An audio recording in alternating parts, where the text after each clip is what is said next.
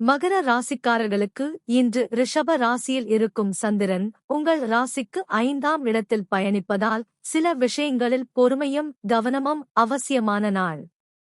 மனதில் சிறிய கவலைகள் தோன்றினாலும் நம்பிக்கையை இழக்க வேண்டாம். வேலைகள் சற்று தாமதமாகும் போல தோன்றலாம். ஆனால் அமைதியாக செயல்பட்டால் நல்ல முடிவுகள் கிடைக்கும். குடும்பத்தினரால் மகிழ்ச்சியான தகவல்கள் கிடைக்க வாய்ப்பு உள்ளது. குழந்தைகள் தொடர்பான விஷயங்களில் சந்தோஷம் ஏற்படும். பண விஷயங்களில் சிந்தித்து முடிவு எடுப்பது நல்லது. தேவையற்ற விவாதங்களை தவிர்ப்பது மன அமைதியை தரும்.